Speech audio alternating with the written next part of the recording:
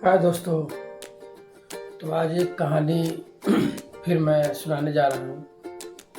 सुनिएगा, ठंडी के ऊपर ही है, हंसी भी थोड़ा आएगा, मज़ा बहुत आएगा।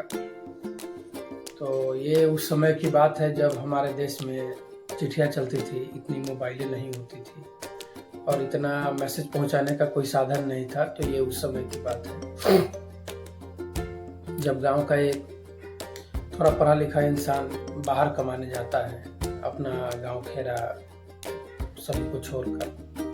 तो ठंड के मौसम वहाँ आ जाती है, जैसे वो दिल्ली गया हुआ है। तो वहाँ से वो अपने पिताजी को पत्र लिखता है कि पिताजी, ठंड यहाँ बहुत आ गई है, गांव में भी ठंड बहुत होगी। सो अकेले यहाँ खाना बनाने, उठने बैठने और ये दिनचर्या अपना पूरा करने में हमको तकलीफ हो रही है। ड्यूटी से करके आके थक जाता हूँ और दिनचर्या में फिर ठंडी भी बहुत ज़्यादा लग रही है। सो ठंडी के कारण मेरी फैमिली को मेरे पास दिल्ली भेज दीजिए। अब पिताजी को ये चिट्ठी वहाँ से भेज दी जाती है और यहाँ गांव का जो पोस्ट मास्टर होते हैं वो लेके आते हैं और ये चिट्ठी दे देते हैं।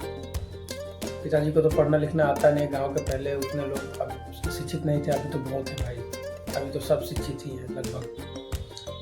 तो पिताजी को ये मिलता है लेटर, पोस्ट मास्टर पढ़ के बताता है पिताजी को। हालांकि पोस्ट मास्टर भी मजे लेने के मूड में था। पिताजी को लगता है कि फैमिली का मतलब कंबल होता है, कि ठंड का मौसम है, बेटा कंबल मांग रहा है। तो पिताजी इधर से लिखवा कर भिजवाते हैं कि पहले लिखते थे लोग कि आगे बेटे को मालूम कि मैं सकुशल हूँ, तुम भी वहाँ कुशल हो, ये जानकर खुशी हुई।